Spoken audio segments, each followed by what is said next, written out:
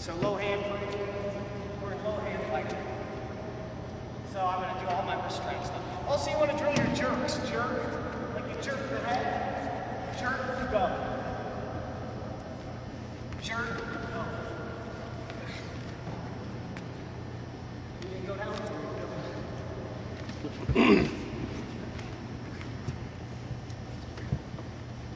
Jerk the wrist and go. I use those a lot. You can also call it squeeze. Squeeze him and go. I'm going to come up. I'm going to squeeze him. I'm light squeeze. Squeeze. Squeeze, go. Whatever language you like. I changed the word this year to jerk, and they respond much better. I was calling it snap. Go. Snap and go. Snap. Yeah. Sometimes though, their snap is so long, and I like a long snap, but I'm just trying to get them to jerk now. They seem to be quicker. Jerk. So we've been using that word a lot. Come over there about 2 weeks ago on the phone. Changing some of the language. Open setups. So then I go through the open setups. This is probably more high school specific. And just to tell you why doing the setup routine, and I started off a lot of times by talking about my own son. My son was first and second in the high school state tournament. And David, watching high school wrestling, again, where we were at, a lot of kids didn't like the tie-up. They wanted to get in the open and shoot. So I told David, if you can learn to control the tie-up, kids in high school don't like to wrestle so much from the tie-up. They want to wrestle from the open. At least that's what I observed. So we started with David by controlling the tie-up, and kids didn't know how to shoot out of the tie-up properly against a good kid. So that was where we started with David, and it made a big difference. He came out and controlled the tie-up with kids, and they had a hard time attacking. But obviously, it's like I used to controlling a tie-up and shooting from the open without a tie-up. It's kind of like football, running and passing. You can't do one without the other. You can't run the ball unless you can throw the ball. You can't throw the football unless you can run the ball. And it's the same thing from the tie-up. If he knows I can only shoot from the open, then obviously he's going to tie me up, and vice versa. So I make our kids drill in their setup routine. They have to have a lot of tie-up setups from the time, then they have to have a lot of attacks from the open. And the ones that I do from the open, again, you can stop me at any point. I do touch and goes. So from the open is touch and go. And I'm just going to go touch and go single, high crotch and go. So I touch on the shoulder of the single leg, touch and go. Touch, touch. Because when I touch his shoulder, that hand should come up. Then I go touch and go high crotch. Another language I call it swim. And I think kids like to swim. So swim our arms. Touch, I'm going to touch, swim underneath. Swim like that. So swim, it's still a touch and go. Then I go the touch and go double. I'm going to touch, touch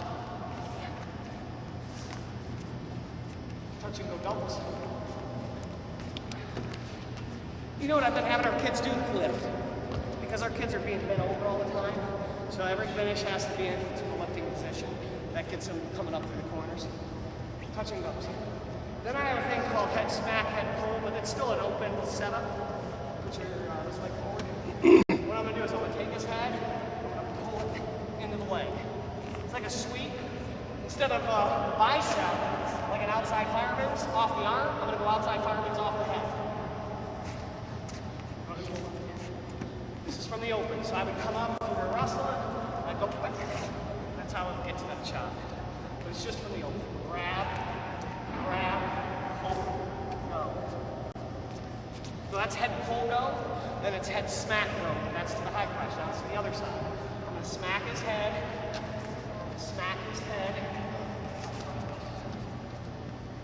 I'm going to smack it, chop.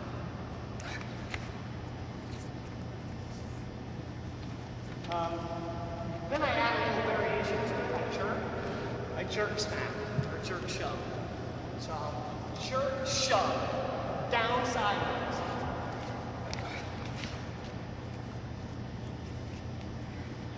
So jerk, snap, high crotch. My knees bother me.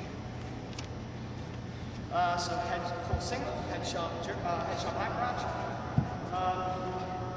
And then I have a thing called hesitate go. I hear other people call it freeze fake. I call it hesitate because I think it's more accurate. But what we do essentially is learn how to shoot the body facing. So what they want to do is fake, go. And I'm telling you, it's not, I can't get college kids to do good. It's hard for them to learn, believe it or not. They all like to fake, but they don't know how to use their fake and then shoot. So the way you want to teach it is slow, fast, or small step, big step. Small, big. And of course, I wouldn't have to do that too many times because they need to learn to follow through. So, fake, hesitate, go. Hands down. Hesitate, go. Hesitate, go. I think you gotta buy it. Again, that would be a place where I start coaching the partner. Because he's got to start trying to reach for me, he's got to start trying to reach for my head, trying to get a hold of me. It works best when he's trying to grab me to hesitate, go. That's an open setup. So with our team, we haven't even got to open setups yet. I wait later in the year. I say wait later in the year. I wait later in the first phase of learning, which is about a 6-week learning phase for us. And the reason why is touch and goes are more effective. Or is it earlier in the bout or later in the bout? Huh? Later, of course, because when guys get tired, they're going to reach. So we want to get our opponents tired with hand fighting, and then when they get tired, we're going to act like we're going to tie up. They're going to get out of position because they're tired and we're going to shoot because they're reaching. So touch and goes are better in the third period, late in the second period and third period. Not to say we're not going to try to use them early, but they're just much more effective later in the bout when a guy stands, breaks down because he's getting tired. So that's a setup routine. What time is it, guys?